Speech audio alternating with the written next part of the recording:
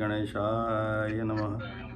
ओम नमो भगवते वासुदेवाय नमः। ओम श्री कृष्णाय नमः। ओम श्री रामाय नमः। ओम गुरुदेवाय नमः। ओम महादेवाय नमः। ओम। आज अध्याय 4, स्कंद 1, अध्याय 4, श्री नारद जी का प्राकट्य। तो इस अध्याय में नारद जी जो हैं वो जगत की स्थिति देख के नारद जी आते हैं और भक्ति और वैराग्य की स्थिति जो है वो देख के उनका वो तो वही पूरा जो इस वाले अध्याय में यहाँ से स्टार्ट है। तो चलिए, तो कलयुग में आते हैं। हाँ, मतलब स्थिति अभी समझ अपन देखेंगे तो इसमें बताएंगे कि कलयुग की स्थिति क्या हो गई है कि जो ज्ञान और वैराग्य जो है और भक्ति जो देवी हैं उनके जो पुत्र हैं उनकी क्या स्थिति है, तो उसके ऊपर फिर वो क्या सुझाव देते हैं और उसके आगे इस पे अपन देखते हैं। व्यास उवाच इति ब्रुवाणं संत ऊय मुनीनां दीर्घ सत्रीणां वृद्ध कुलपति सूतम बहुरुच शौनक अब्रवीत। सूत गोस्वामी को इस प्रकार बोलते देखकर दीर्घकालीन यज्ञोत्सव में लगे हुए समस्त ऋषियों में विद्वान तथा वयोवृद्ध अग्रणी शौनक मुनि ने सूत गोस्वामी को निम्न प्रकार संबोधित करते हुए बधाई दी। शौनक उवाच सूत सूत महाभाग वदह न वदताम वर कथाम भागवतीम पुण्याम यत आह भगवान शुका। शौनक जी ने कहा, हे सूत गोस्वामी, जो बोल सकते हैं तथा सुना सकते हैं उन सबों में आप सर्वाधिक भाग्यशाली तथा सम्माननीय हैं। कृपा करके श्रीमद् भागवत की पुण्य कथा कहें जिसे महान तथा शक्ति संपन्न ऋषि सुखदेव स्वामी ने सुनाई थी। तब जो सुखदेव स्वामी जी ने कथा सुनाई थी वही कथा आगे शौनक जी जो हैं वो सूत गोस्वामी जी को बोल रहे हैं। तो कस्मिन् युगे प्रवृत्तः इयं स्थाने वा केन हेतुना कुतः संचोदितः कृष्ण कृतवान संहिता मुनि। यह सर्वप्रथम किस युग में तथा किस स्थान में प्रारंभ हुई और किस कारण इसे प्रारंभ किया गया। महामुनि कृष्ण द्वैपायन व्यास ने इस ग्रंथ को संकलित करने की प्रेरणा कहाँ से प्राप्त की। तस्य पुत्र महायोगी समद्रक निर्विकल्पः एकांतमति उन्निद्र गूढ़ मूढ़ इव यते। उनका पुत्र परम भक्त समदर्शी ब्रह्मवादी था जिसका मन सदैव ब्रह्मवाद में केंद्रित रहता था। वह संसारी कर्मों से परे था लेकिन प्रकट न होने के कारण अज्ञानी जैसा लगता था। तो व्यास जी का जो पुत्र है सुखदेव स्वामी जी, और तो उनके बारे में वो बोल रहे हैं कि उनने किस वक्त इसको किया, और क्योंकि उनका पुत्र जो था वो तो ब्रह्मवादी था, ऐसा यहाँ पे लिखते हैं कि वो मतलब वो सदैव जागरूक रहते थे। वो सदैव इस बात में चिंतन करते थे कि मैं किसी तरह से माया में ना फंस जाऊं। उनका यही क्योंकि वो वैसे इसीलिए वो 12 वर्ष तक अपनी माँ के गर्भ में रहे, बाहर नहीं आए, और उनको ये जगत जो है बिल्कुल जगत में बंधना ही नहीं चाहते थे वो। तो इसीलिए उन्होंने कहा कि किस तरह से ये मतलब व्यासदेव और उनके मध्य जो कुछ भी हुआ वो अभी इसमें आगे देखेंगे। दृष्टा अनुयंताम ऋषिम आत्मजम अपि अनग्नम देव्यहिर्या परिदधु न सुतस्य चित्रम तत्वीक्ष्य पृच्छति मनो जगदु तव अस्ति स्त्रीपुरम विधान तु सुतस्य विविक्त दृष्टे। जब श्री व्यासदेव अपने पुत्र के पीछे पीछे जा रहे थे तो नग्न स्नान करती सुंदर तरुणियों ने वस्त्रों से अपने शरीर ढक लिए। यद्यपि व्यासदेव स्वयं नग्न थे, लेकिन जब उनका पुत्र वहीं से गुजरा था तब उन्होंने वैसा नहीं किया। मुनि ने इसके बारे में पूछा तो तरुणियों ने उत्तर दिया कि उनका पुत्र पवित्र है और वह उनकी ओर देख रहा था, तो उसने स्त्री तथा पुरुष में कोई भेद नहीं माना। लेकिन मुनि तो भेद मान रहे थे।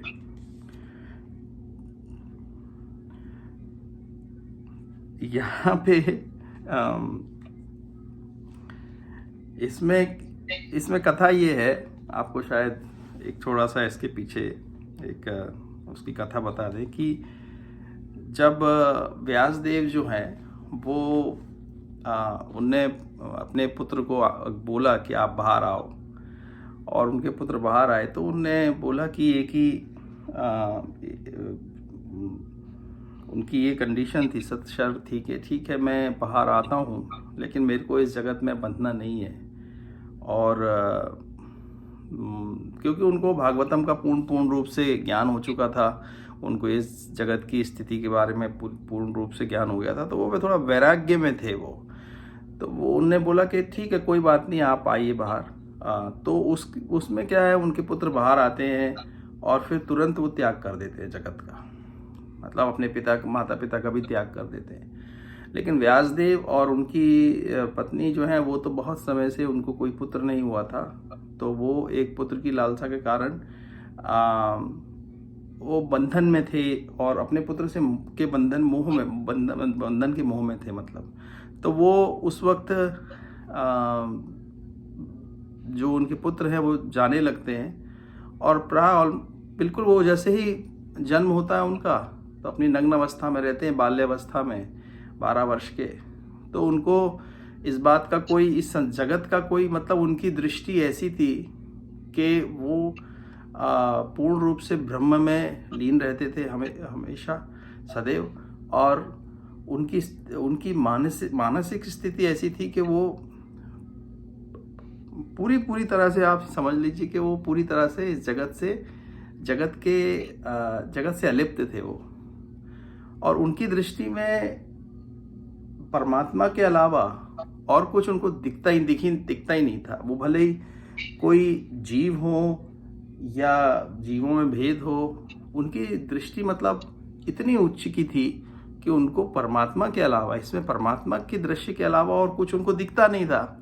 तो जब वो जा रहे थे तो एक दृश्य आता है कि एक सरोवर है, वहाँ पे स्त्रियां स्नान कर रही हैं और वो वहाँ से निकलते हैं।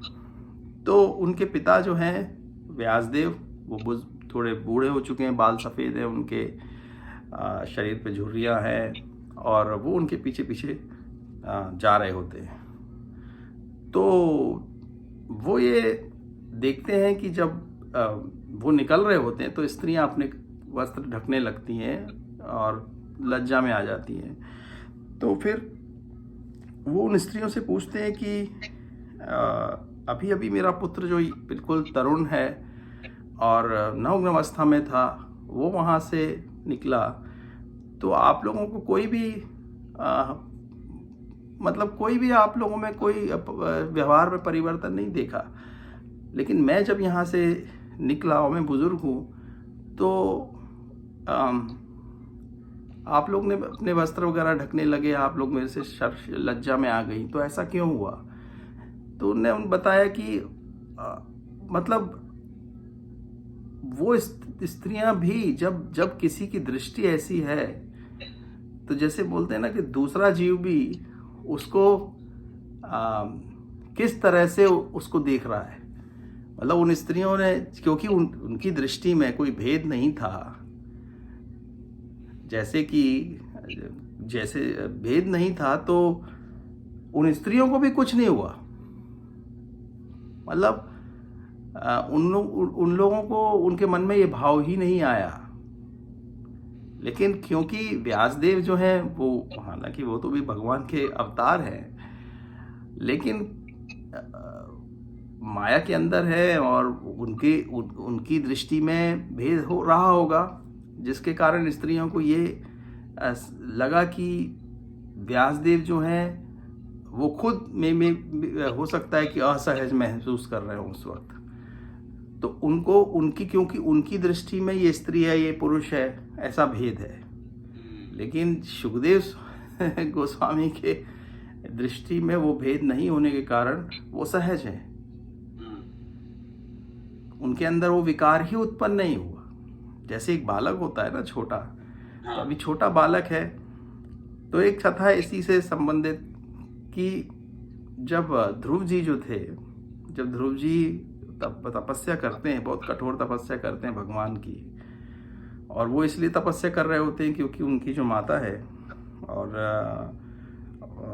उनके जो पिता रहते हैं, तो उनके पिता की 2 पत्नियां रहती हैं।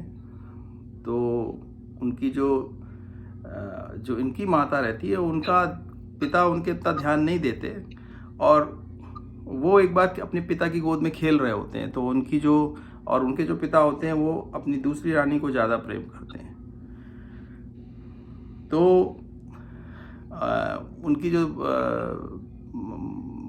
उनकी माता को उतना प्रेम नहीं करते वो, तो वो दोनों बालक रहते हैं वहाँ पे, मतलब दोनों इस रानियों से, उनके भाई भी रहते हैं।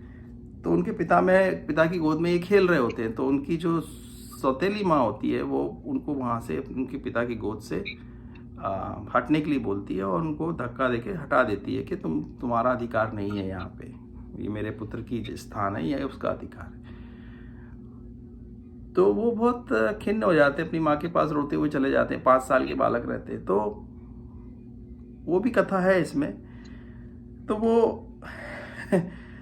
उनकी माँ ये बोलती है, उनकी माँ समझाती है उनको, तो बालक रहते हैं, समझ में नहीं आता। फिर वो नारद जी आते हैं, उनको ओम नमो भगवते वासुदेवाय का श्लोक उनको देते हैं, उनको बोलते हैं कि आप भगवान की प्रार्थना करो, तपस्या करो, आपको जो चाहिए वो मिल जाएगा भगवान से। ऐसा जगत में कुछ भी नहीं है जो श्रीहरि दे नहीं सकते। तो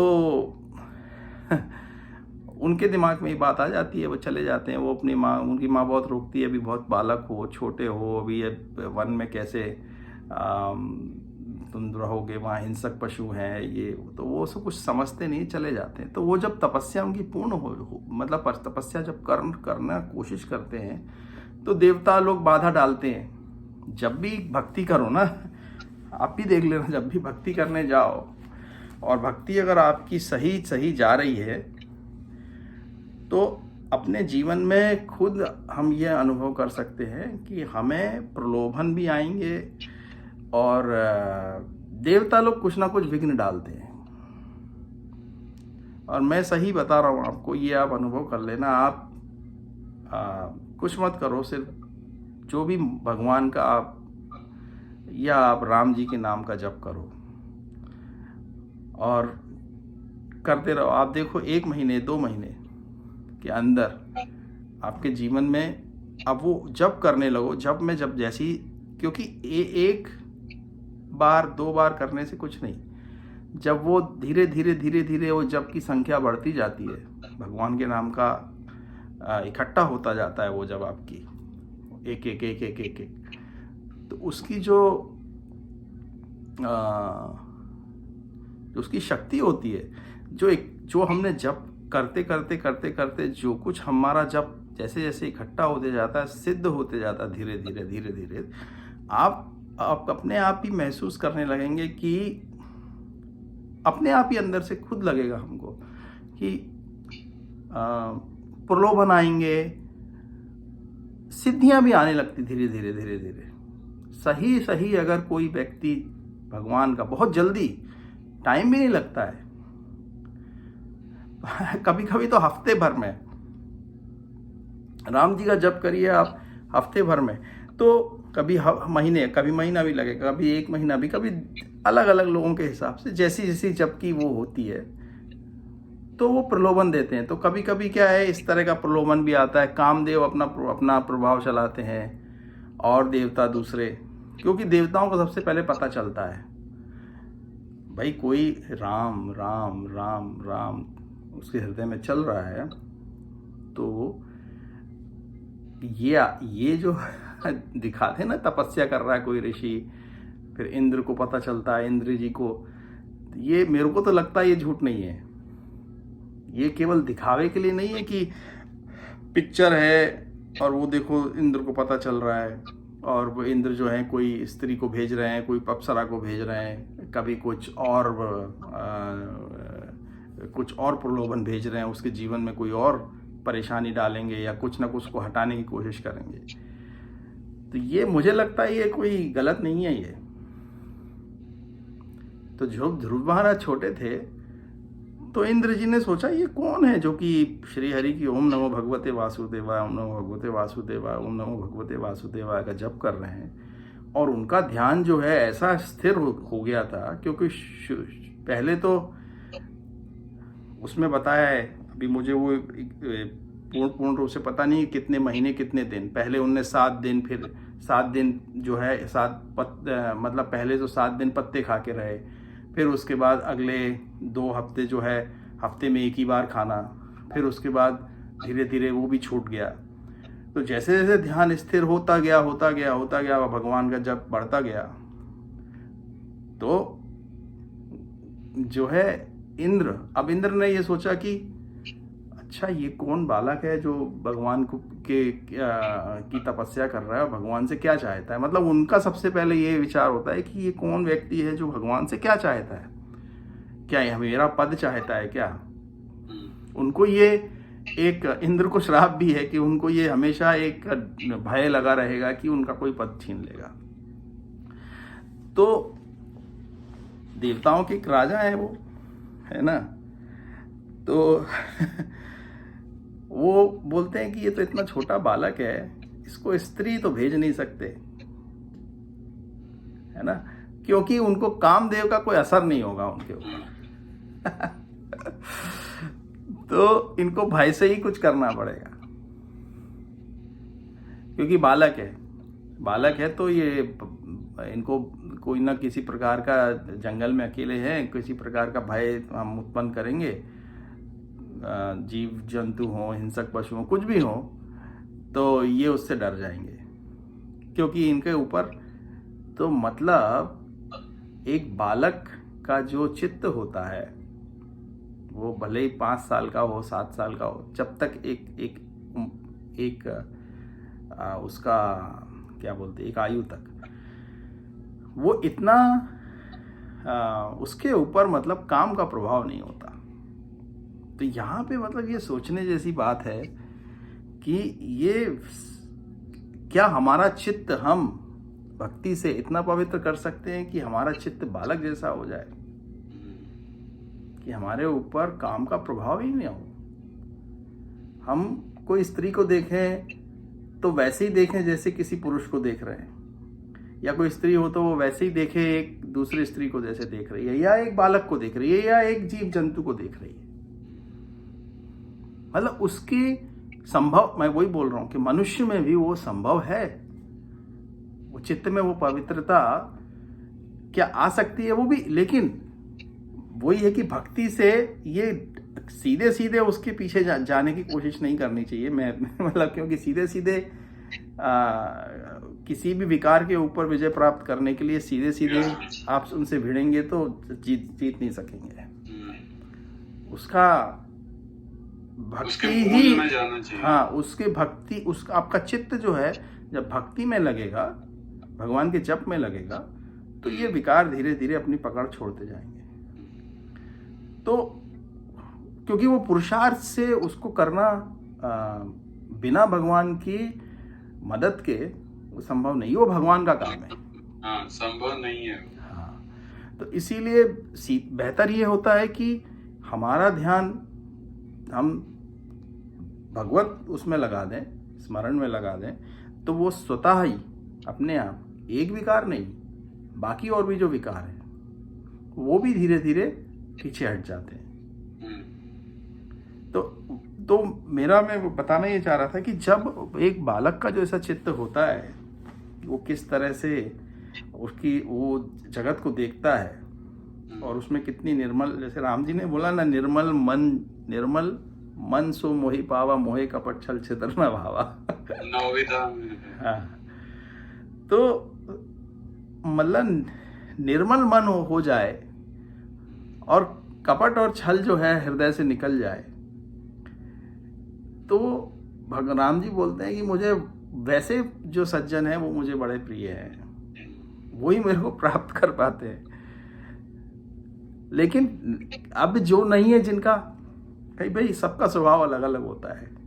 कुछ व्यक्ति होते हैं वो बहुत कपट नहीं करते, लेकिन हर चीज़ के पीछे उनका एक ऐसा करूँगा तो ऐसा होगा, ऐसा करूँगा तो ऐसा होगा, ये ऐसा करेगा तो वैसा होगा। वो उस चीज़, हर परिस्थिति को वो अपने हिसाब से चलाने की कोशिश करते हैं, और वो सोचते हैं कि वो, और इसमें है उनका चित्त जो है ना, धीरे धीरे धीरे धीरे वो जो एक सहजता और एक निर्मलता होती है वो हट जाती है, जैसे एक बच्चे में होती है ना। मेरे ख्याल से हर व्यक्ति को ये कोशिश करना चाहिए कि कैसे उसका एक छोटे बच्चे की तरह उसका चित्त हो सके। हमारा चित्त जो है, हमारे अंदर जो निर्मलता है, क्योंकि वो आत्मन की पवित्रता, क्योंकि बालक छोटा रहता है तो जो आत्मन की उसको माया का उसका प्रभाव उसके ऊपर उतना अभी तक इकट्ठा नहीं किया होता उसने, तो वो उसकी जो जिसको बोलते हैं ना कि आत्मन की, वो देखो बालक के अंदर दिखती है, वो कि छोटे बच्चों के अंदर दिखती है वो। इसीलिए छोटे बच्चे के सबको अच्छे लगते हैं, क्योंकि उनके अंदर उतनी पवित्रता रहती है, आत्मन की है वो, उनकी अपनी नहीं है। वो जो आत्मन अपना है, आत्म तत्व है, उसी की पवित्रता है, उसी की निर्मलता है वो। लेकिन जगत में आके, जगत में जीने मरने के लिए व्यक्ति पता नहीं जो कुछ भी, जैसे बोलते हैं ना, he is just trying to make a living. अब जो भी है बेचारा कोशिश कर रहा है बस जीने की। अब जीने के लिए उसको जगत में जो कुछ भी युक्ति लगानी है, किसी का सही भला करना है, किसी का बुरा करना है, ये जिसको बोलते हैं ना कि अपनी परिस्थितियों को मैनिपुलेट करना है, या जिसको भी ऐसे करके, तो जस्ट व्यक्ति का जो है ना, धीरे धीरे धीरे धीरे वो हो जाता है, ह्रास हो जाता है धीरे धीरे उसका, और वो अपने तत्व से, स्वयं के तत्व से दूर होता जाता है। ऐसा ही बोला है ना कि इस जगत में डुअलिटी जिसको बोलते हैं, द्वैत क्यों दिखता है व्यक्ति को, हमको द्वैत क्यों में अनुभव होता है? द्वैत मतलब हर चीज में द्वैत है जगत में। तो क्यों दिखता है वो इसलिए दिखता है कि जो आत्मन है और जो हमारा जो हमने सोच, मतलब जो हमने जो है उसको वैसा नहीं माना हुआ है, जो हमारा अहंकार उसमें आ जाता है। लेकिन कहने का मतलब ये कि द्वैत इसलिए, हाँ, द्वैत इसीलिए है क्योंकि जो है, जो सत्य है, जो परम तत्व है, उसको हमने वैसा नहीं माना है, उसके विपरीत मान लिया है, तो इसलिए द्वैत उत्पन्न हो चुका है।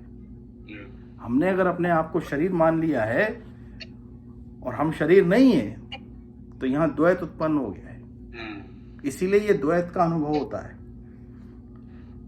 तो ये, लेकिन कोई व्यक्ति अगर अपने परम तत्व को अनुभव करके, और जैसे सिद्ध संत लोग होते हैं ना, नीम करोली बाबा है ना, नीम करोली बाबा को आप देखो तो वो तो ऐसे, उनने ऐसे ऐसे चमत्कार करते हैं कि वो किसी के लिए संभव नहीं है। नीम करोली बाबा तो अभी मेरे ख्याल से 1973 में ही गए वो, तो उनकी क्या स्थिति थी?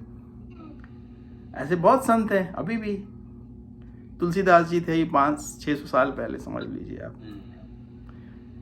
तो मतलब व्यक्ति रहते रहते भी इस अवस्था में आ सकता है कि जहाँ पे वो अपने परम तत्व का अनुभव करके द्वैत को खत्म कर ले। शारीरिक रूप पे, तो शारीरिक स्तर पे तो हम द्वैत रहेगा, लेकिन उनका जो उनका चित्त है और जो उनका ज्ञान है, जब उनको उस बात का अनुभव हो गया कि नहीं, मैं तो परम तत्व हूँ, मैं तो आत्मन हूँ, मैं ब्रह्म हूँ, मेरा परम जो वो है तत्व, जो मैं हूँ, वो वही है और वही सत्य है बस। बाकी ये सब कुछ जगत है, इसको असत्य इसलिए बोला गया है, इसीलिए क्योंकि शरीर के माध्यम से जगत का अनुभव हो रहा है। शरीर के माध्यम से हो रहा है ना, और शरीर जो है शाश्वत है ही नहीं। तो इसीलिए वो लोग इतने चमत्कार भी करते थे, क्योंकि आत्मन की उनकी शक्ति, उनको मालूम है ये सब कुछ आत्मन से बना हुआ है। और जब उनको मालूम है वो आत्मन की शक्ति, तो उनको ये भी मालूम है कि आत्मन को अपने इस जगत के माया के उसके लिए कैसे उपयोग में लाना है। वो इस तरह से पूर्ण स्थित है वो लोग अपने स्थिति में। संत या भगवान के बड़े बड़े भक्त, वो भी सिद्धियां उनके पास हैं, सब सिद्धियां हैं उनके पास, क्योंकि अपनी स्थिति में स्थित हैं वो लोग। और जब देखिए आप, वो बिल्कुल साधारण जीवन व्यतीत करते हैं, उनके पास कुछ भी नहीं होते हुए सब कुछ है, मतलब होता है जो चाहे सो वो नीम करोली बाबा की तो आप संस्मरण सुनो तो बड़े ही अच्छे संस्मरण है। पानी से पेट्रोल बना देना, पानी से दूध बना देना उनके बड़े सिद्ध पुरुष है वो। मतलब उनके पास कोई भी व्यक्ति जाएगा तो उनको उस व्यक्ति ने कल क्या सोच रहा था, कितने बजे सोच रहा था, क्या सोच रहा था, वो भी पता होता। बोलते हैं हनुमान जी के ही अवतार थे वो। हाँ, हनुमान जी के उन्हें बहुत मंदिर बनवाए हिंदुस्तान में, हनुमान जी के बहुत। और हनुमान जी थे, बोलते हैं वो हनुमान जी के ही। तो वो एक उनके ऊपर भी अपन मतलब उनकी स्मरण हो गया तो अच्छा है। तो ऐसे सिद्ध, जैसे साईं बाबा भी लोग बोलते हैं, साईं बाबा के पास भी शक्तियां थी, ऐसी सिद्ध संत थे वो भी। तो मतलब वही सोचो ना कि ऐसा क्या है उनके पास जो साधारण व्यक्ति के पास नहीं है। तो इसका मतलब उनके पास ऐसा कुछ है कि वो जगत में माया को मैनिपुलेट कर लेते हैं। ऐसा क्या तत्व उनके पास, ऐसी क्या वस्तु है, या उनके पास ऐसा क्या ज्ञान है कि वो माया के अंदर जैसा मैनिपुलेट करना है कर सकते हैं। और परमात्मा भगवान श्री कृष्ण, वो तो परफेक्ट कंट्रोल है उनका माया के ऊपर, माया को जैसे चाहें। तो वो जो है ना, यही, ऐसा नहीं है कि हमको वो सिद्धियां प्राप्त करनी है, लेकिन ये हमारा इस पे विचार करने का उद्देश्य ये है कि ये जानना है कि सत्य क्या है, और उस सत्य तक पहुंचा जाए। तो ये बताने का मतलब ये है कि जो सत्य को जानते हैं, तो वो ये ऋषि लोग या संत लोग, इनके पास क्योंकि ये सत्य को जानते हैं, इसीलिए ये उस सत्य के आधार पे इस जगत में जैसा चाहे वैसा बना सकते हैं, मैनिपुलेट कर सकते हैं। क्यों? और अगर जिसको जो सत्य नहीं जानता है, जो असत्य में रहता है, भले ही वो कहीं देश का राजा हो, भले ही वो स्टीफन हॉकिन हो, अल्बर्ट आइंस्टीन हो, वो नहीं कर सकते, वो नहीं कर सकते। मतलब जगत में बहुत बड़ी हस्ती प्राप्त करना, कुछ प्राप्त करना है, तो उसके लिए परम तत्व को जानना से जो चाहे सो हम प्राप्त कर सकते हैं, मुझे ऐसा लगता है माया के अंदर। लेकिन माया के अंदर माया से भिड़ के, माया के विरुद्ध कार्य कर करके, अब क्योंकि माया जो है, हम कुछ करेंगे, माया फिर उसके ऊपर ये करेगी, कभी हमको सफल होने देगी, कभी वो कुछ कार्य में कभी असफलता देगी। तो वो क्या हो रहा है, असत्य के आधार पे क्योंकि कोशिश में लगे हुए हैं, इसलिए वो सफल होने में बहुत, उसमें परिश्रम बहुत ज़्यादा है। और जितने भी हम अपने पूरे देख लें अभी शास्त्रों को उठा के, जो रावण जैसे हुए, या जो राक्षस हुए, या जो भी जिनने, उनने ऐसा नहीं हुआ कि 14 भवन में जाके वो लड़ रहे हैं, या इंद्र ने जो इंद्र पद प्राप्त किया है, या बलि महाराज ने जो इंद्र पद प्राप्त किया था, या जो भी मनु लोग हैं, इन लोगों ने ऐसा नहीं किया जैसे आज के मनुष्य कर रहे हैं कि आप दूसरे देश में जाओ, उनके ऊपर अटैक करो उनको, या डिप्लोमेसी से करो और इस जगत को जी। आप पहले उनकी उनकी कोशिश क्या है कि पहले हम पृथ्वी के ऊपर शासन अपना सर्वोच्च जमा लें, उसके बाद फिर आगे की देखेंगे, दूसरे दूसरे प्लैनेट्स को भी देखेंगे। कब तक करेंगे ऐसा? लेकिन जितने ये लोग थे, इनने जाके भगवान से मांगा। वो आसान तरीका है ना, क्योंकि कितने लोग हैं,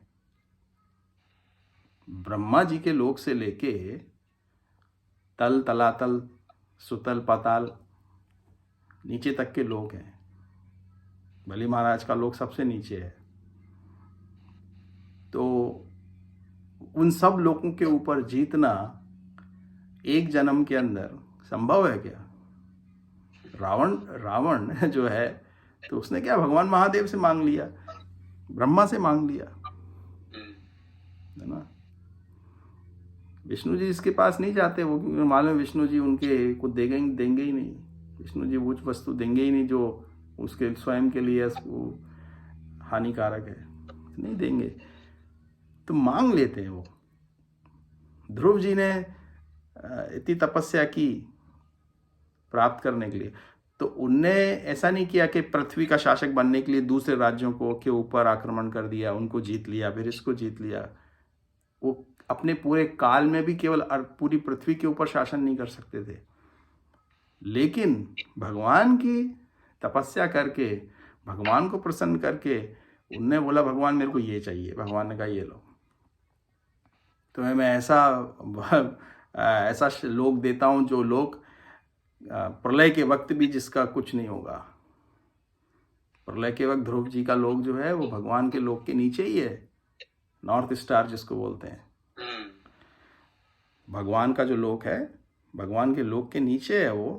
प्रलय के वक्त सारी की सारी जो ब्रह्मांड है वो उसके चारों तरफ घूमता है।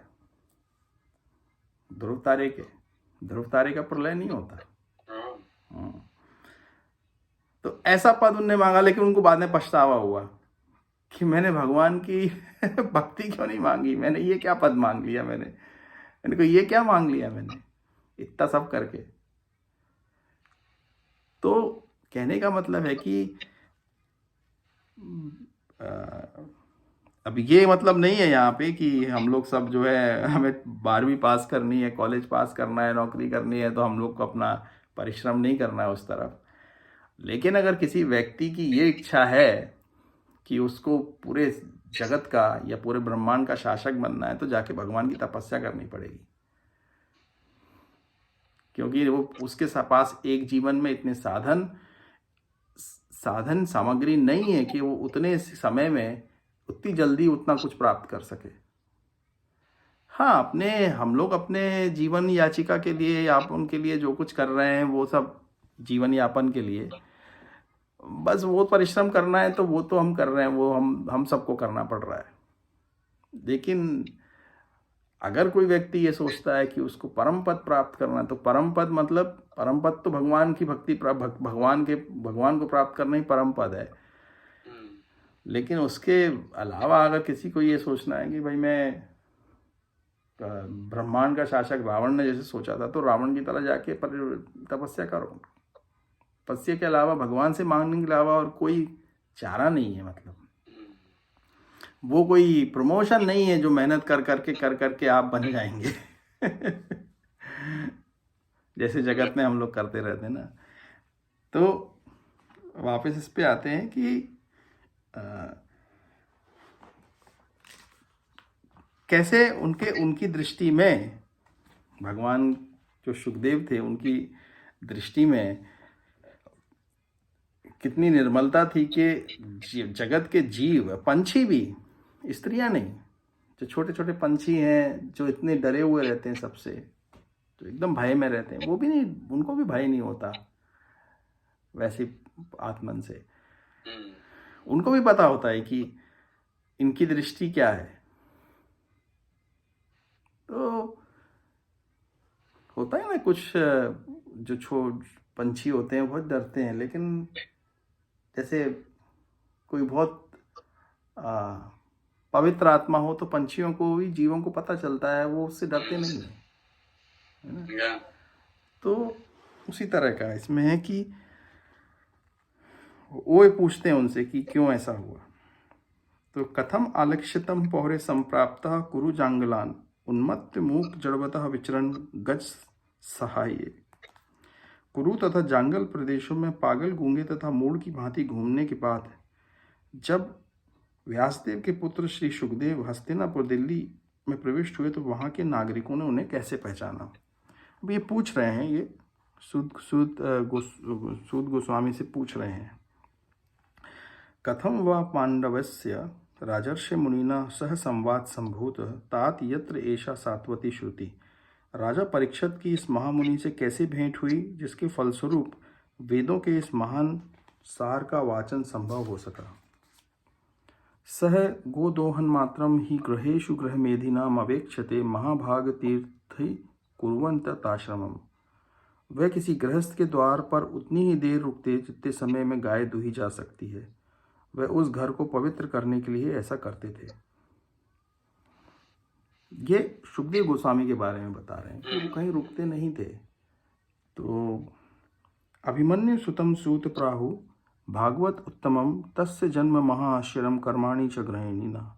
कहा जाता है कि महाराज परीक्षित उच्च कोटि के भगवत भक्त थे और उनके जन्म तथा कर्म अत्यंत आश्चर्यजनक थे।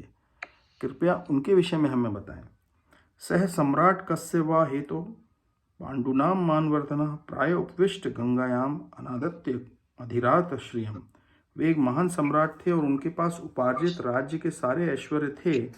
वे इतने वरेण्य थे कि उनसे पांडु वंश की प्रतिष्ठा बढ़ रही थी। तो फिर वो सब कुछ त्याग कर गंगा नदी के तट पर बैठकर क्यों आमरण उपवास करने लगे। तो अब ये जो है ना, वो उनसे मतलब उसकी भूमिका बांध रहे हैं। इस स्कंद में यही है कि भूमिका बांध रहे हैं कि किस तरह से क्योंकि ये परीक्षित जो महाराज हैं, इनको ही सूत गोस्वामी जी जो हैं वो अभी कथा सुनाने वाले हैं।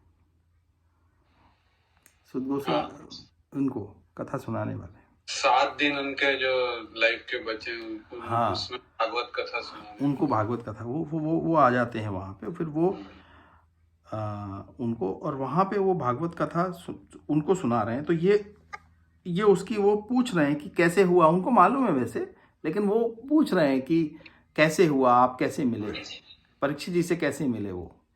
और वो तो कहीं रुकते नहीं थे, वो कहीं एक क्षण नहीं रुकते थे। जितनी देर में गाय दूहती है बस उतनी देर रुकते थे एक जगह पे।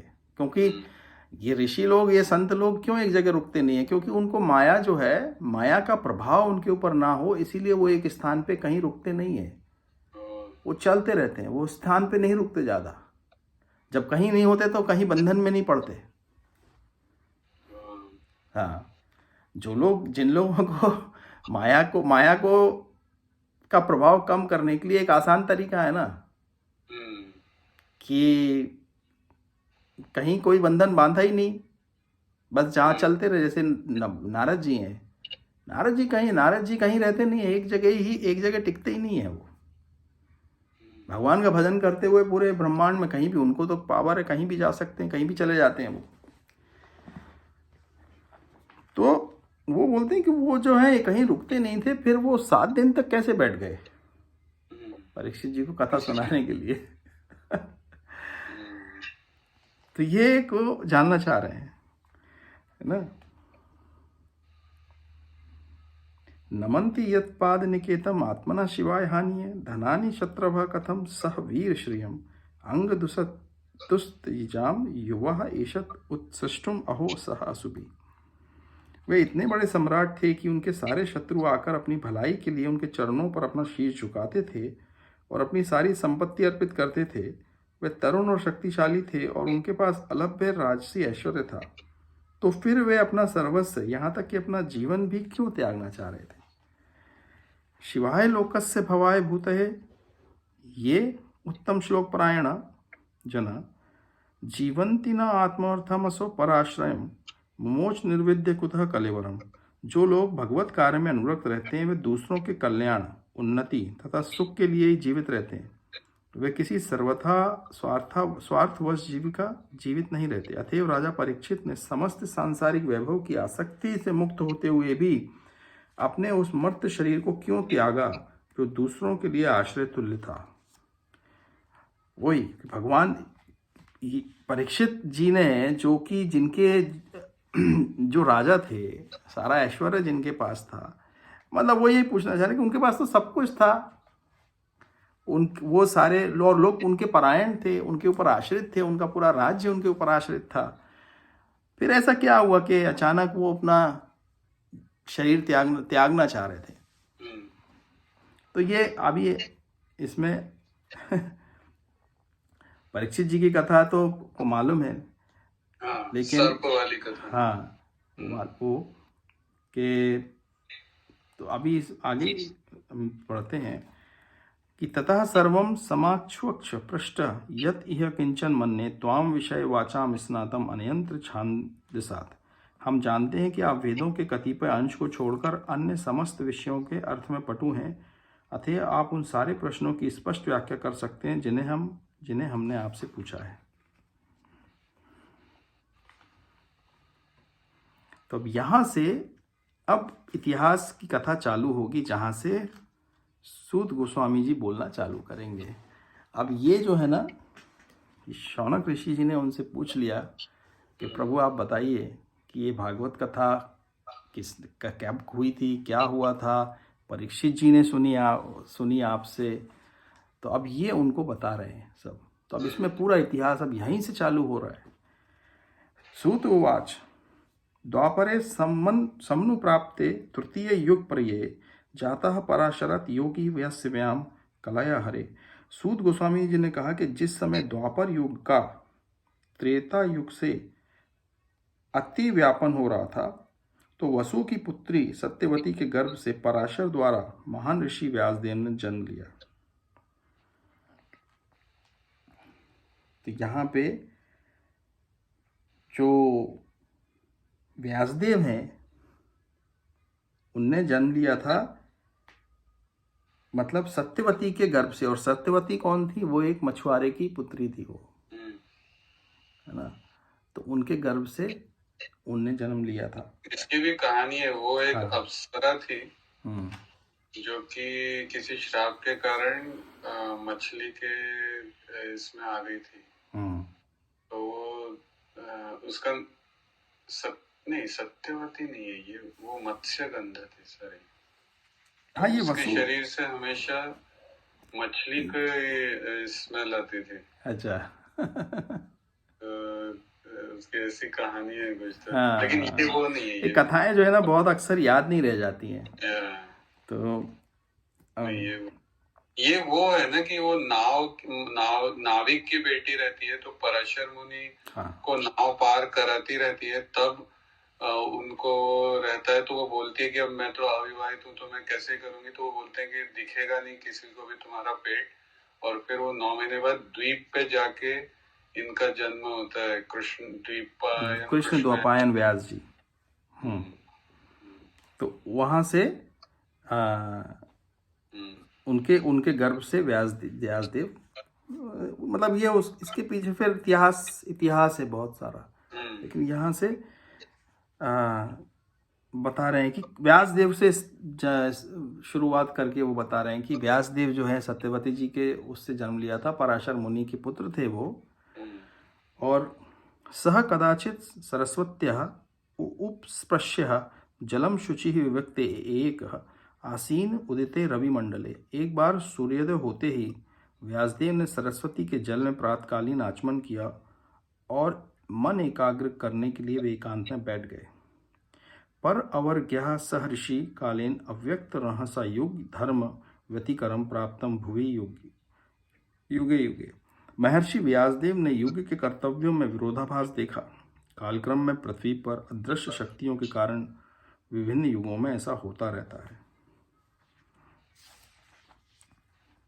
भौतिकानां च भावानां शक्तिहिरासं च तत्कृतम् अश्रद्धानां निःसत्त्वान् दुर्मेधान हृषित आयुषः दुर्भगान च जनान वीक्ष्य मुनिम दिव्येन चक्षुषा सर्ववर्ण आश्रमाम यतः दद्यो हितम अमोघ दृक्।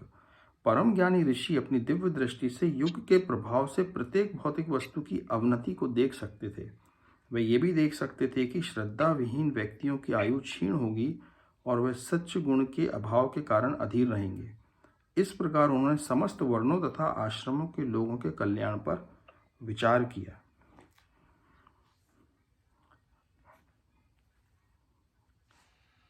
तो व्यासदेव जो हैं वो अपनी दिव्य दृष्टि से देख लिया उनने कि कलयुग का समय आने वाला है और कलयुग के समय में स्थिति मनुष्यों की क्या होने वाली है। और अभी तो कलयुग जस्ट चालू ही हुआ है, अभी कलयुग को बहुत समय जाना है कलयुग को।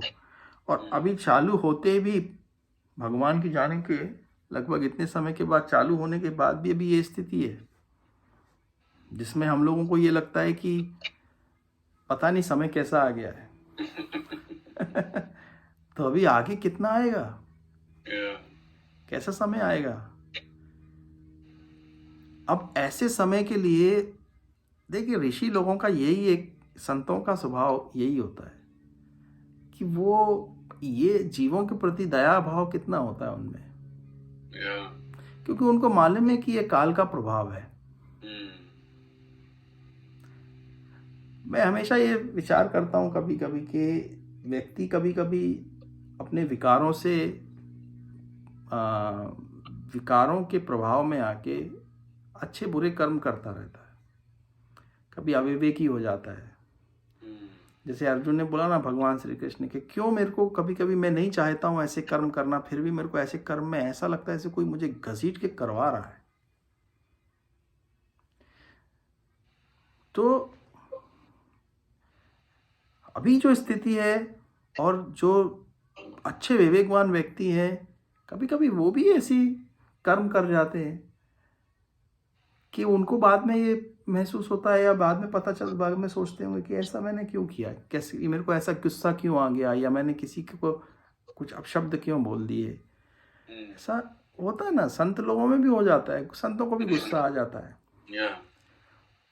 तो या उनको भी हो सकता है किसी के प्रति कुछ आकर्षण हो जाए, एक शख्स भले एक क्षण, वो इतने जागरूक रहते हैं, हो सकता है एक क्षण के लिए उनको हो जाए, वो सहज हो जाए, लेकिन उनको लगता है ना कि ऐसा क्यों हो गया। जो बहुत जागरूक रहते हैं वो विकारों में नहीं पड़ते, वो विकारों से अलिप्त रहने की कोशिश करते हैं। तो ये जो है ना, ऐसा काल का प्रभाव व्यक्ति के ऊपर बहुत होता है। मतलब अभी इस वक्त जो समय चल रहा है, ऐसे समय को अगर हम देखें तो उनने जीवों की स्थिति को देखा कि अल्पायु होंगे, बेचैन होंगे, शांति नहीं होगी, हमेशा अशांत होगा मन उनका। अभी देखो यही स्थिति है ना सब जगह। धन कमाने के लिए कितने लोग अशांत हैं, सुबह से शाम तक भाग रहे हैं, कहीं शांति नहीं है। परिवार है तो परिवार में बच्चों को देख लो तो उनके ऊपर इतना भार है, उनके ऊपर इतना अपेक्षाओं का भार है, माता पिताओं की अपेक्षाएं इतनी ज्यादा है उनसे कि उनके ऊपर इतना भार है। समाज का उनके ऊपर भार है, स्कूलों ने उनके ऊपर इतना ज्यादा वो डाल रखा है, तो वो भी बेचैन है। बेचारे छोटे बच्चे वो भी बिल्कुल अशांत हैं। पति पत्नी एक दूसरे के, उनमें एक दूसरे का परस्पर कम्युनिकेशन का कितना गैप है। वो दोनों ही, अब आप सोचो ना कि सब जीव इसमें किसी एक परिवार के अंदर देख लें तो बच्चे हैं, पत्नी है, पति है, आप और दूसरे चलो रिश्तेदार हैं, ये सब के सबों की क्या एक ही सबका गोल नहीं है सुख प्राप्त करना, शांति प्राप्त करना। वो सबका एक ही उद्देश्य है, उसके बावजूद भी अशांत, सभी के सब को शांति नहीं मिल रही है, अशांत है। ऐसा क्यों हो रहा है? कोशिश है, सब कोशिश कर रहे हैं वही पाने की, लेकिन पा नहीं पा रहे हैं, हो नहीं रहा है। ऐसा क्यों हो रहा है? इसमें बहुत बड़ा प्रभाव काल का भी है, कली काल का प्रभाव है इसमें। मतलब अभी जुआ खेलना लीगल हो गया है, नशा करना लीगल हो गया है, और बाकी का तो आपको मालूम ही है, सब लीगल है। और ऊपर से ये सारा फोन और ये स्मार्टफोन और ये सारी की सारी सामग्री व्यक्ति के यहां तक आ गई है। ये जो टेक्नोलॉजी है ना, ये किस चीज को बढ़ावा दे रही है अभी? वो बनाने वाले तो यही सोच रहे हैं, उम्मीद तो उनकी उद्देश्य तो ये है कि लोग एक दूसरे से जुड़ें, बात करें, सहज हों, चीज़ें आसान हों। उसके लिए टेक्नोलॉजी को बना रहे हैं लोग, देश हों, साइंटिस्ट हों। लेकिन उसका असर क्या हो रहा है? क्योंकि हम लोगों को सामग्री तो प्रदान की जा रही है, ये नहीं सिखाया जा रहा है कि इसको इस्तेमाल कैसे करना है। जैसे वही है ना कि धन कमाने की मशीन बना रहे हैं बच्चों को, लेकिन हम उनको ये नहीं बता रहे हैं कि इस धन को कैसे उपयोग में लाया जाएगा। मैं अपने बच्चों से बात करता हूँ तो हमेशा उनको ये बोलता हूँ कि तुम सोच रहे हो कि पैसा कमाना है, लेकिन ये भी सोचो कि पैसा कमा के उसका करोगे क्या। बहुत जरूरी है। मेरे को ये बात तो इतने सालों में रियलाइज हुई है कि तुम पैसा कितना भी कमा लो, तुम्हारे बैंक में बैलेंस पड़ा रहेगा, तुम करोगे क्या उसका? क्या? अपनी तो जरूरत कुछ भी नहीं रहती। कुछ नहीं रहती। उस धन को बड़े बड़े फंड मैनेजर्स उपयोग करते रहते हैं। अमेरिका के अंदर स्टैटिस्टिक्स है 70-80% औरतें अकेली होती हैं, अकेली रहती हैं। सबकी सब नौकरी करती हैं, है ना, और परिवार भी होते हैं, और सबके सब नौकरी करते हैं, सबके पास जो है पैसा इकट्ठा होता रहता है, और सब लोग जो है उस धन का होता क्या, उस धन को लोग जाके बाजारों में वो उस धन को लेके वो उसको घुमा के अपना काम चला रहे होते हैं, फंड्स, बड़े बड़े कंपनियां। लेकिन वो एक अलग विषय है। लेकिन एक बात बता रहा हूं कि विचित्र स्थिति है अभी इस वक्त। इतना सब कुछ सामग्री दे दी है और उसके ऊपर जिम्मेदारी का कोई सब्जेक्ट नहीं है यूनिवर्सिटीज़ में, कॉलेजेस में, स्कूल में। मतलब ये जो सभ्यता अभी जो चल रही है भाई, इसमें कोई सोचे ना, चर्चेस खत्म होते चले जा रहे हैं, है ना। पहले माना जाता था कि चर्चेस का या मंदिरों का या धर्म का ये वो होगा, जिम्मेदारी होगी कि बताने की कि भाई जीवन को कैसे जीना है। वो भी खत्म होते जा रहे हैं। धर्मों के अंदर अब लोगों में एक जिसको एक्सट्रीमिस्ट बोलो, वो एक्सट्रीमिज्म बढ़ रहा है, घृणा बढ़ रही है, एक दूसरे के प्रति वैर बढ़ रहा है। तो वो सिखा क्या रहे हैं? वो भी कुछ और ही सिखा रहे हैं। धर्म जो है, भले ही वो आप कोई भी धर्म ले लो, अभी ज़्यादातर परस्पर प्रेम और जो बात होती थी जीवों के प्रति समान समभाव से देखो, वो सब भाव अभी कोई नहीं सिखाता है। अभी सब ये है कि हमारा वो बहुत ज़्यादा एक्सट्रीम होते जा रहा है। तो इसका मतलब वो तो उससे होगा क्या? उससे झगड़े, लड़ाई, ये सब चीज़ें, अशांति, ये सब फैल रहा है ना। काल का प्रभाव है। व्यासदेव जी ने ये बैठ के जब उनकी दिव्य दृष्टि से देखा तो उनको ये सब कुछ दिख रहा था कि यार जीवों की स्थिति कितनी दयनीय हो जाएगी। और अगर उनकी स्थिति दयनीय हो जाएगी, जो कलयुग है, कली का जो काल है, कली को भगवान परीक्षित ने अपने, मतलब वो उस वक्त पृथ्वी के शासक थे तो आने नहीं दिया था, उनने राज्य में नहीं आने दिया था। कली काल जो है आके पड़ा हुआ था और वो स्थान मांग रहा था उनसे आने के लिए। तो कली काल का आने का मतलब क्या है कि ऐसी अधार्मिक कार्य और वो होने लगेंगे और लोग उसमें लिप्त होने लगेंगे, जिससे वो भ्रष्ट हो जाएंगे और उनको समझ ही नहीं आएगा सही क्या है गलत क्या है। अभी यही स्थिति है ना, सही गलत का कोई है ही नहीं। और अगर आप उस पर किसी कोई बोलो भी, किसी को बताओ, तो वो मानना भी नहीं चाहते। वो बोलते हैं यही सही है, गलत को ही सही बताते हैं। और उसके पीछे तर्क भी वैसे ही मिलेंगे कि नहीं ये सही है, भले ही वो कुछ भी हो। फिर काम आदि कर्म हो, नशा हो या कुछ भी हो, जुआ हो, यहाँ पे कलिकाल रहता है। तो परीक्षित जी ने उसको यही स्थान दिए थे, वैश्यालय, जुआ घर, नशा घर, इन स्थानों में रहो तुम। और उनने बोला था एक जगह स्वर्ण में रहो। उसी में फंस गए। हाँ, हाँ।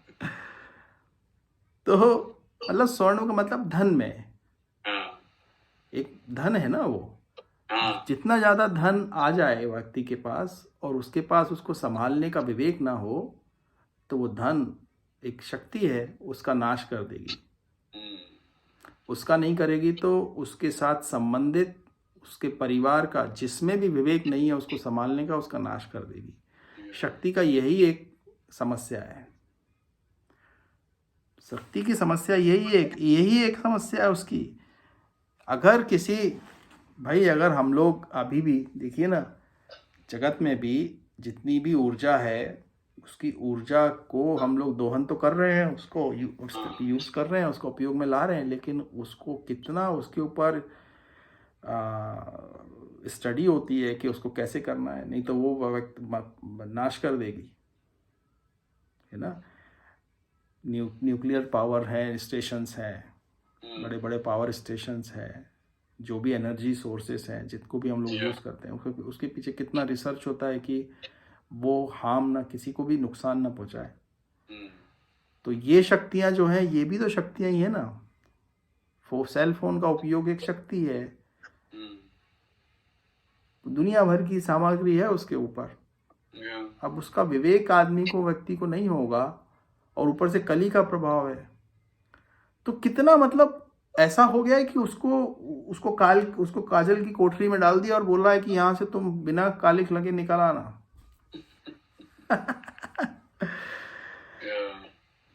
तो प्रभु ने, ऋषि लोग, संत लोग यही सोचते हैं कि अब ऐसे में मनुष्य का उद्धार कैसे होगा। जो लोग कलयुग में जन्म लिया है जिनने, हम जैसे लोगों का उद्धार कैसे होगा। इतना सब, और अभी ये बस सिर्फ ये चालू हुआ है, अभी शुरुआत है ये, तो अभी आगे सोचो और क्या होने वाला है। तो ऐसे समय में जब व्यक्ति, जितने भी मनुष्य हैं, उनकी मति इतनी भ्रमित हो जाएगी और उनको यही नहीं पता होगा कि सही क्या है गलत क्या है। जैसे पूरी तरह से कोई नशे में आ जाए, कोई किसी को ऐसा उसको मतलब कोई पूरी तरह से मदिरा पी ले और उसको यही नहीं पता हो कि अब सही कहाँ है गलत कहाँ, वो कहाँ पड़ा हुआ है, वो रोड पे चल रहा है या नाले में पड़ा हुआ है, उसको यही पता नहीं है। ऐसी स्थिति चालू हो गई लोगों की, सबकी, जगत में। हमको दिख रहा है सब, लेकिन पता नहीं है कि अब सही क्या है गलत क्या है, उसका भेद। क्योंकि संस्थाएं भी उसको वैसे ही तर्क वितर्क करके उसको लीगल करती जाएंगी, क्योंकि उनको भी मजबूरी है। वो भी क्या करें, वो बोले लोगों को यही चाहिए,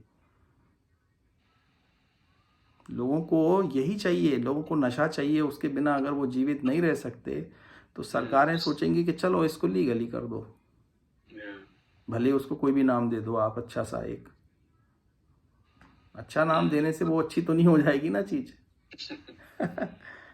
लेकिन मेरा कहने का ये मतलब है कि इतना सब होने के बावजूद भी वो संस्थाएं कहाँ चली गई, वो चीजें कहाँ चली गई जो ये बताएंगी बच्चों को या आने वाली पीढ़ियों को कि भाई ये आप लोगों को इसमें कैसे जीना है। ये कोई अब ये जिम्मेदारी माता पिता की, लेकिन माता पिता को ही नहीं मालूम होगा तो वो भी तो कभी बच्चे थे ना, उनको नहीं मालूम, तो अपने बच्चों को क्या बताएंगे? तो ये जो है ना, ये हमारे शास्त्र जो हैं, और कोई भी धर्म के शास्त्र हों, अगर उनकी सही सही व्याख्या की जाए तो वो बता सकते हैं सही सही मार्ग। भले ही कोई भी धर्म हो, ऐसा नहीं है। अभी धर्मों की कई लोगों ने गलत व्याख्या करके अपने उद्देश्य के लिए गलत सलत बता रहे हैं वो, लेकिन अगर सही सही उनके जो प्रवर्तक थे या जो उन्होंने शास्त्र बनाए थे उनसे पूछा जाएगा तो वो चलेंगे कि नहीं, तुम लोग जो अभी बोल रहे हो गलत बोल रहे हो, ऐसा नहीं, हमने उसके लिए ऐसा सोच के नहीं लिखा था, या हमने ये सोच के नहीं बताया था, ये आप लोगों की व्याख्या गलत होके आप गलत इसको वो कर रहे हो, इसके ऊपर काल का प्रभाव भी है। तो इसीलिए कहने का मतलब ये है कि व्यक्ति को अपने पास्ट में जो भी हमारा भूतकाल हो गया, जो भी अच्छे बुरे कर्म हो गए, उसके ऊपर पश्चाताप करके दुख ही होना नहीं चाहिए। क्यों? क्योंकि जो विकार हैं वो एक हवा की तरह है, बारिश की तरह है, कि जब वो सब पे प्रभाव बराबर डालते हैं माया के अंदर, तो कोई ये सोचे कि ये क्या मेरा विकार है क्या? किसी व्यक्ति को लोभ हो, किसी व्यक्ति को ईर्ष्या हो, किसी के अंदर काम आदि का विकार ज्यादा हो, और वो इससे मुक्ति पाना चाह रहा हो, ठीक है, क्योंकि वो विकार तो कभी शांत रहने नहीं देते ना, शांति नहीं देते, विकार आदमी को अशांत रखते हैं। तो वो कभी भी देखना, जो लोग भक्ति के मार्ग पे या जो लोग अपने आप को और ऊपर ले जाना चाहते हैं अध्यात्म में, तो उनके लिए सबसे बड़े बाधक सबसे पहले उनके विकार आते हैं उनको, तो वो विकार को जीतने की कोशिश करते हैं। ये जो लोग सच्चे साधक हैं ना, सच्चे साधक की ये एक उसकी एक पहचान है कि वो कोशिश करेगा कि यार मेरे ये विकार मेरे से दूर हों, क्योंकि उसको इस बात का अनुभव हो जाएगा कि मुझे इनके कारण शांति नहीं प्राप्त हो रही है, मुझे अध्यात्म में ऊपर जाना है, तो मेरे को इनको छोड़ना, और मैं छोड़ नहीं पा रहा हूँ। तो वो क्या करता है, पहले सीधे सीधे लड़ता है उनसे, उपवास करेगा, स्त्री की तरफ नहीं देखेगा, कोई अच्छा भोजन है उसको आदत है तो उपवास कर लेगा। आप वो हद तक कर सकते हो, लेकिन क्योंकि वो मन में है तो उससे मुक्त नहीं हो सकते, क्योंकि वो जगत में तो केवल उसका एक दिख रहा है ना, एक दृश्य है वो, लेकिन वो दृश्य बन रहा है मन के कारण, मन में है, क्योंकि मन में उसकी इच्छा है, इसीलिए वो जगत में दिख रहा है। तो उसको सीधे सीधे ना करके, तो उसमें कहने का मतलब ये कि जैसे कामादि विकार हैं, अहंकार है, गुस्सा है, किसी को बहुत जल्दी गुस्सा आ जाता है, लोभ है, ये जितने भी हैं, ईर्ष्या है, इसको सबसे पहले व्यक्ति को पहचान लेना चाहिए कि ये उसके अंदर है, और उसका अनुभव करना चाहिए कि इनके होने के कारण उसको ऐसा लगता है कि मुझे अच्छा लगता है, किसी की परनिंदा करने में सुख मिलता है, सुख नहीं मिलता, वो ऐसा महसूस होता है, वो सुख नहीं मिलता, वो एक्चुअली में अगर वो दुख है, वो दुख मिलता है, उससे सुख नहीं मिलता। कोई व्यक्ति गुस्सा करे तो आप देखें कि गुस्सा करने के बाद उसके अंदर कितनी उसकी जो ऊर्जा होती है, ऐसा लगता है उसने किसी ने निचोड़ दिया ऊर्जा को। जो गुस्सा होता है ना, मतलब आदमी अगर कभी बहुत ज़्यादा किसी बात के ऊपर गुस्सा करे तो ऐसा नहीं, ऐसा लगता है जैसे उसकी कितनी ऊर्जा निचोड़ ली गई है, उसके अंदर किसी ने झकझोर दिया है पूरा, तो अशांत कर देता है वो। ऐसे ही ईर्ष्या जो है, किसी दूसरे की का अच्छा देख के बुरा महसूस होना, अपने आप को दूसरे से कम मान के दूसरों में तुलना करना, और उसको अच्छा अपने को बुरा, अपने को अच्छा उसको बुरा, ऐसा मानने से भी आदमी को अशांति आती है अंदर, चित्त के अंदर। इसी तरह से सारे विकार हैं, काम आदि विकार का भी यही प्रॉब्लम है कि वो व्यक्ति को काम क्या कर, व्यक्ति को भ्रमित कर देता है, उसके उसके सही और गलत की शक्ति को, विवेक को नष्ट कर देता है वो। तो ये सारे विकार जो हैं, ये सारे विकार हम ही को असर नहीं डाल रहे हैं, देवताओं पे भी असर डालते हैं, राक्षसों पे भी असर डालते हैं, ब्रह्मा पे भी डालते हैं। सारे जहाँ जितना प्रकृति के अंदर माया है, ये माया के अधिकारी हैं ये सब बड़े बड़े जीवों के ऊपर। जैसे बारिश गिरेगी तो सभी भीगेंगे, बच्चा हो, छोटा हो, बड़ा हो, सब भीगेंगे। उसी तरह से हवा चलेगी, सब पे असर डालेगी। इसी तरह ये हम पे असर डालते हैं। लेकिन हम अगर इनको पहचान लें कि ये हैं, तो हमको कम से कम इतना तो पता है कि हाँ, मेरे मार्ग में बाधक है, ये मुझे इनके ऊपर निकलना है। क्यों? क्योंकि जिस व्यक्ति ने शांति का अनुभव किया है ना, वो ये बात जानता है कि ये अशांति के कारण है। अशांति के कारण ये है, और ये सीधे सीधे मेरे पे पकड़ छोड़ेंगे नहीं, और इनकी पकड़ छोड़ने के लिए भक्ति ही एक रास्ता है। संसार में मतलब अब देखो ना कि जितने भी लोग दूसरे कार्य भी करते हैं जिनमें उनको सुख मिलता है, भले वो कोई भी किसी प्रकार के कोई रुचि हो, किसी की चित्रकारी में हो, संगीत में हो, उनको उतनी देर तक मिलता है, लेकिन उनके वो रुचि में भी आपस में कितना ये सारे विकारों का प्रभाव होता है। लेकिन भक्ति में, भगवान की इसमें स्मरण में चित्त को लगाने से ये सारे विकार अपने आप कमजोर हो जाते हैं। और हमारी दृष्टि में, जैसे विकार कमजोर होने का मतलब ईर्ष्या का विकार है। जब आदमी एक दूसरे के, जब समदृष्टि होती है तो ईर्ष्या खत्म हो जाती है स्वतः। क्यों? क्योंकि अब उसकी दृष्टि में उसको सब जगह परमात्मा का प्रकाश दिखाई दे रहा है, सभी जीवों के अंदर, जंतुओं के अंदर। वो हिंसा छोड़ देगा उनके प्रति। जैसे कोई मांस खाता होगा, तो अगर उसको समदृष्टि आ जाए तो वो एक दूसरे जीव को देखेगा तो उसके प्रति दया का भाव आ जाएगा उसको। मनुष्यों में भी एक पहले तो स्थिति आएगी कि पहले अपने से ऊपर वाले के प्रति ईर्ष्या होती है, अपने से नीचे वाले के प्रति ईर्ष्या नहीं होती। सामाजिक स्तर के आधार पे देखें, कोई ज्यादा धनवान है तो उससे ईर्ष्या होती है, हमारे बराबर है तो उससे ईर्ष्या नहीं होती है, थोड़ी बहुत होती है। हमसे नीचे है, कम धनवान है, गरीब है, या फिर वो बहुत निर्धन है, तो उसके ऊपर ईर्ष्या नहीं होती है। ये पहला ऐसा विचार है। कुछ लोगों को सबसे ईर्ष्या होती है, लेकिन भक्ति में जैसे जैसे आगे बढ़ते जाएंगे तो धीरे धीरे ये सबके प्रति, भले ही कितना भी आपसे धनवान हो, कितना भी अच्छा, जो भी आप सांसारिक मापदंड हैं जिनके आधार पे लोग संसार के हिसाब से बोलते हैं कि ये व्यक्ति अच्छा है, सुखी है, सबके प्रति दया का समभाव आ जाएगा, आने लगता है। सबके प्रति दया इसीलिए आएगी क्योंकि हम उनकी स्थिति को समझने लग जाएंगे कि अरे यार, ये व्यक्ति दिख रहा है बहुत धनवान, लेकिन इसके हृदय में कितना दुख है, हमें वो दिख नहीं रहा। उसकी स्थिति कितनी दयनीय है।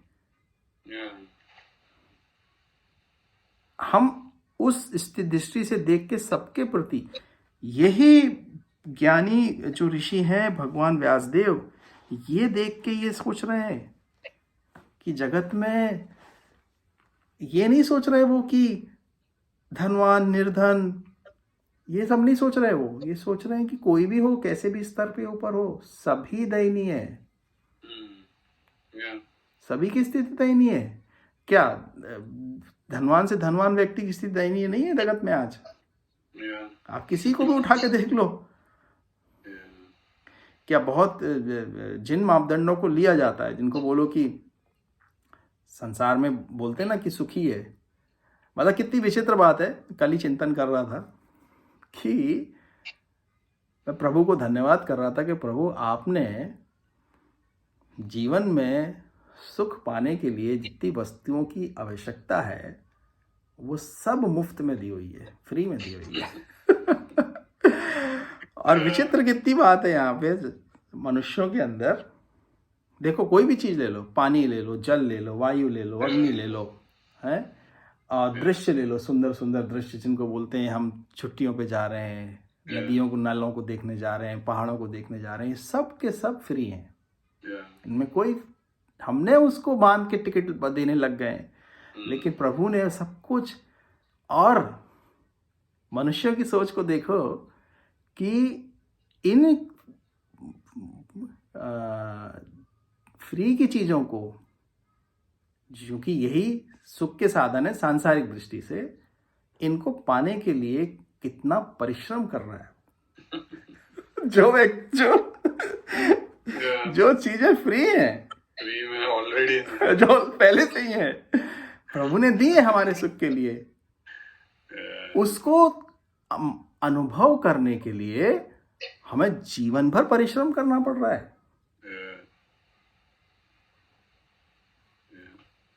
कि भाई जब मेरे पास बहुत धन होगा तो मैं जाके फिशिंग करूंगा, टाइम होगा मेरे पास। बड़ी विचित्र स्थिति नहीं है? सोचने में लगता है ना कि प्रभु ने सब कुछ फ्री में तो दिया हुआ है। आप जाओ किसी नदी के किनारे चले जाओ, आपको वेकेशन की क्या जरूरत है? आप वहाँ पे, मैं तो सोचता हूँ ऋषि मुनि लोग जो हैं या संत लोग जो हैं, जो ऐसे ही रहते हैं, जिनको हम सोचते हैं उनके पास कुछ नहीं, अरे वो तो सब कुछ वो हर चीज का कुछ इसको कहते हैं ना, एंजॉय कर रहे हैं वो लोग। प्रकृति में हर वस्तु को एंजॉय कर रहे हैं वो लोग। नदी हो, नाले हो, दृश्य हो, फल हो, फूल हो, हर चीज प्रकृति के अंदर, उसको वो लोग एंजॉय कर रहे हैं। और हम लोग की स्थिति क्या है? हम लोग पैसा धन कमा रहे हैं, कोशिश कर रहे हैं, और धन कमा के हम सोच रहे हैं इन वस्तुओं को हम एंजॉय करेंगे, इन्हीं को एंजॉय करेंगे धन कमा के। भगवान ने टाइम भी दिया है और चीजें भी दी है सुखी होने के लिए।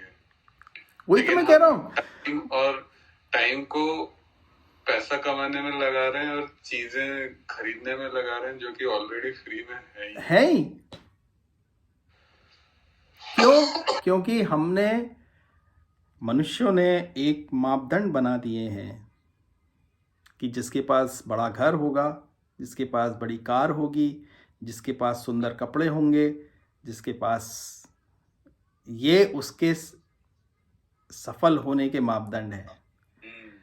ये गलत मापदंड बना के, गलत, और इस चीज को गलत बच्चों के दिमाग में भी गलत ये डाल के, हम अपने बच्चों को कभी ये नहीं सिखाना चाहिए कि बड़ा घर मतलब बड़ी ज़्यादा खुशी है, वो ज़्यादा धनवान होना मतलब ज़्यादा सुख है आपके पास। नहीं, धन चाहिए, निर्धन होने से आपको सुख नहीं। सांसारिक सुखों के लिए आपको 4 चीज़ों की ज़रूरत है।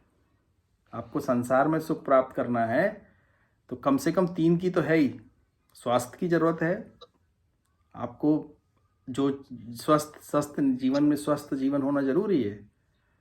आपके संबंध जो हैं, आपका परिवार में जो संबंध है आपस में, वो जरूरी है। क्योंकि किसी के पास अगर धन है और संबंध नहीं, अकेला है, तो वो सुखी नहीं रह पाएगा, है ना? तो ये जरूरी है। उसके बाद आपको इतना धन चाहिए कि आप इन संबंधों को भी संभाल सको, अपने स्वास्थ्य को संभाल सको, तो वो धन भी चाहिए। लेकिन ये सांसारिक उसके लिए तो, लेकिन हमें इस पर विचार करना चाहिए, बच्चों को ये बताना चाहिए कि दृष्टि को आप जगत को वैसे देखो जैसा है। अपने अंदर ऐसी मान्यताएं मत बना लो जो गलत हैं, जो सत्य नहीं है। क्योंकि ऐसी मान्यता बना ली और उसके ऊपर कार्य करते रहे तो पूरा जीवन नष्ट होगा, उससे कुछ प्राप्त होगा नहीं, केवल दुख प्राप्त होता रहेगा। यही तो मान्यता है ना। पूरी जीवन लोग, आप देखो ना अभी यह कितनी होड़ में है, कितनी मेहनत करते हैं धन कमाने के लिए। ज़्यादातर लोग धन कमाने के लिए मेहनत करते हैं, भले कोई व्यापार करें, कोई पढ़ाई करें, या कुछ शिक्षा प्राप्त करें, या कुछ भी करें, नौकरी करें, धन कमाने के लिए कर रहे हैं। तो वो धन कमा के करेंगे क्या? भाई जो ज़रूरी की चीज़ें हैं, हमको जो, तो हमको भोजन चाहिए, हमको कपड़ा चाहिए, घर चाहिए, पढ़ाई लिखाई के लिए जो सामग्री चाहिए, बस उससे ज़्यादा तो और उससे ज़्यादा की कोई आवश्यकता तो है नहीं। बेयर मिनिमम चाहिए, बेयर मिनिमम तो हमको इतना मिल जाता है ना। तो कहने का मतलब है कि गलत मान्यता बना लेना कि बहुत ज़्यादा बड़ा घर आपका होगा तो आप बहुत संपन्न माने जाओगे और बहुत सफल माने जाओगे, तो ये दुनिया की नज़र में माने जाओगे, लेकिन स्वयं रहोगे क्या? आपको दूसरे की राय से मतलब खुशी मिलेगी, या आपको अपनी खुशी से मतलब है?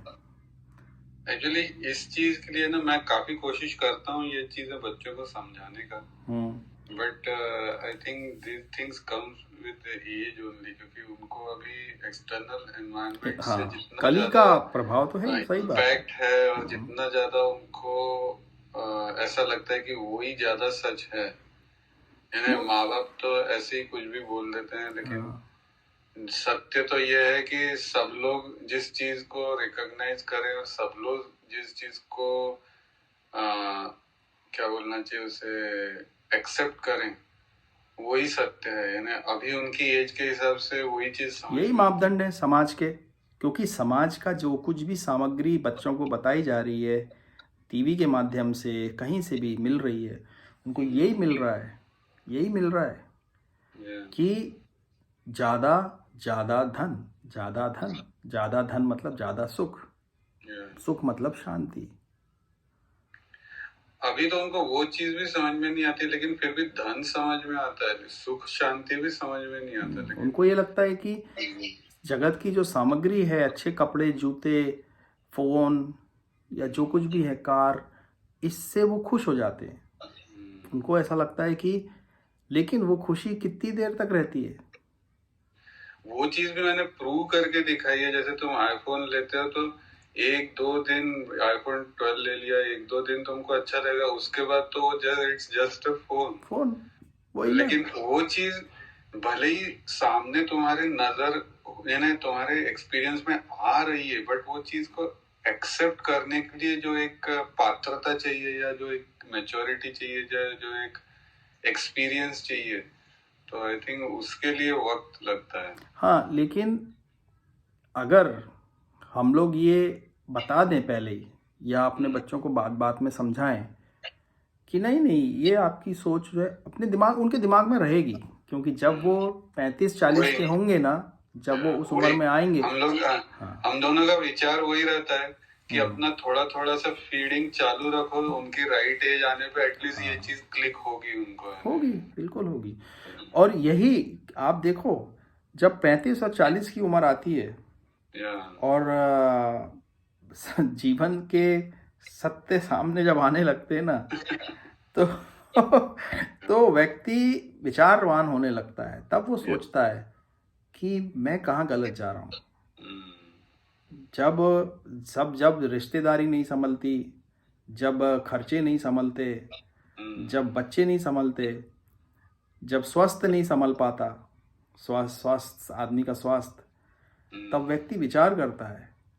तब व्यक्ति विचार करता है कि अरे मेरे पिता ने मेरे को क्या बोला था, माता ने क्या बोला था, और उस वक्त उसको ये सारी बातें याद आती है। तो हम जो आज सत्संग करते हैं ना, इस सत्संग को हम इसलिए कर रहे हैं कि हमारे बच्चे आगे, हम जो ये बातें करते हैं आज तो उनको समझ में नहीं आएंगी, लेकिन अगर ये हमारी सत्संग करके कहीं रखा हुआ है, तो वो हमारे जाने के बाद जब हमारी उम्र में आएंगे तो उस वक्त उनको सही दिशा मिल सकती है कि नहीं, ये बात उनने तब बोली थी, समझ में नहीं आती, लेकिन ये बात सत्य है ना। हमको सही मार्ग, तो कम से कम हम ये इतनी तो कोशिश कर रहे हैं बस, और किसी भी माध्यम से बता दें बच्चों को कि देखो बेटा ऐसे करो, ऐसे करो। और ये बातें जो है ना, एक उनके पास एक लाइब्रेरी की तरह पड़ी रहेंगी, और आगे जब भी कभी वो उनको जरूरत होगी तो वो इस पे, क्योंकि अभी धर्मों में भी पता नहीं चल रहा है बच्चों को सही क्या है, गलत क्या है ना, नहीं पता चल रहा है सही हमको किस मार्ग से जाना है।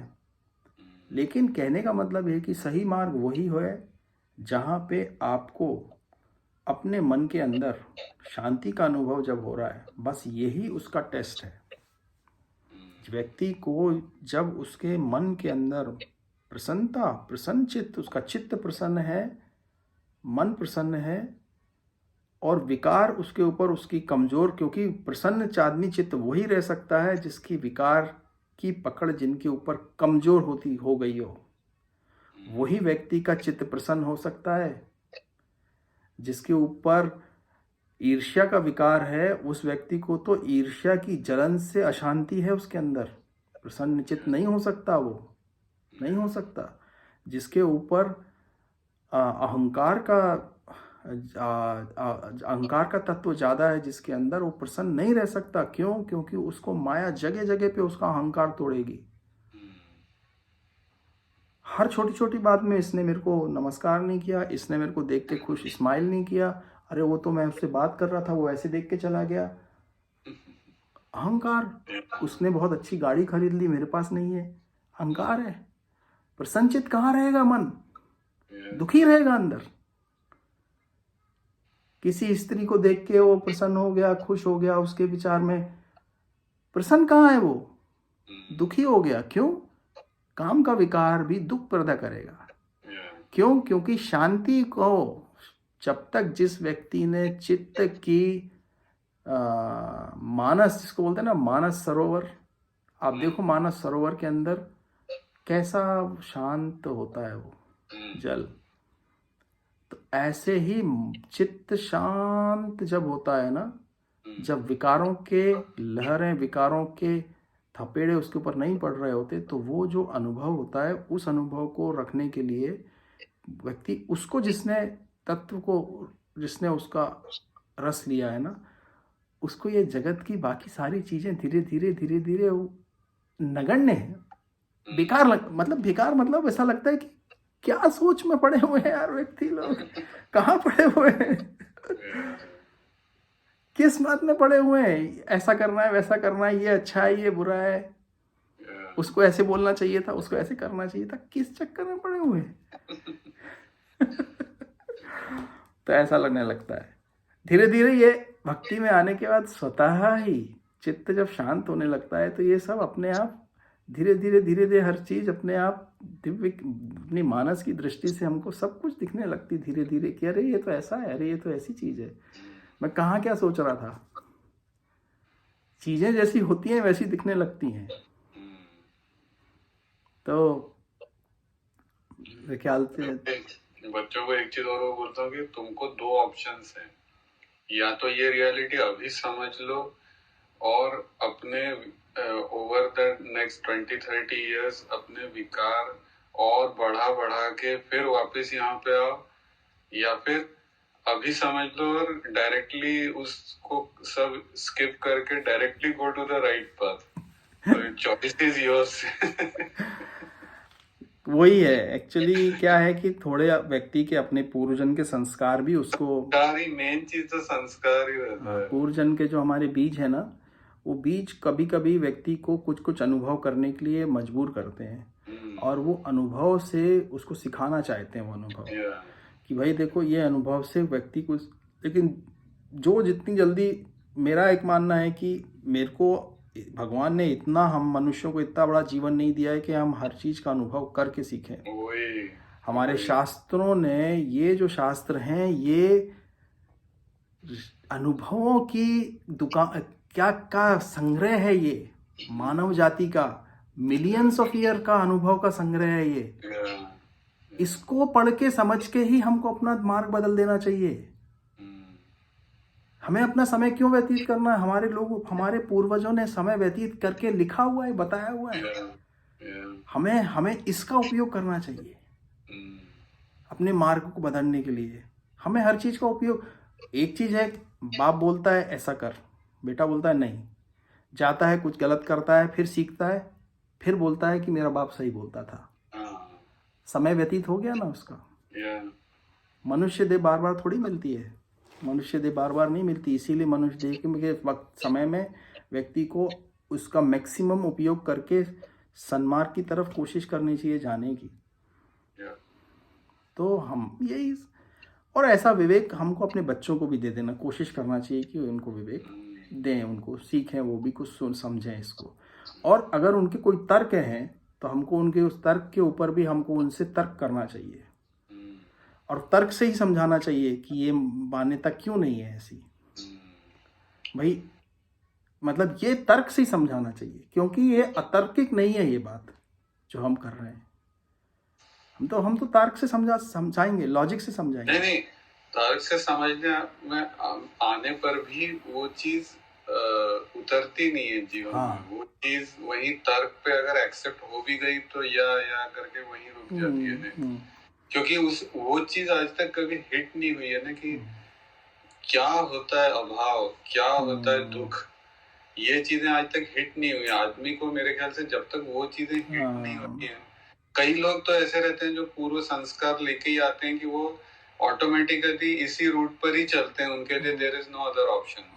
लेकिन कई लोग ऐसे रहते हैं जिनके पूर्व संस्कार इतने दृढ़ रहते हैं कि वो उसी को फॉलो करते रहेंगे। लेकिन जब किसी चोट से उनको अगर कुछ सोचने की बुद्धि होगी, तब उस वक्त पे उनके दिमाग में अगर ऐसे विचार उत्पन्न हुए तो उससे फिर आगे का कुछ मार्ग खुलेगा। सही है, नहीं सही है बिल्कुल। अब चलो यहाँ पे अपन इसको समाप्त कर देते हैं। ठीक है।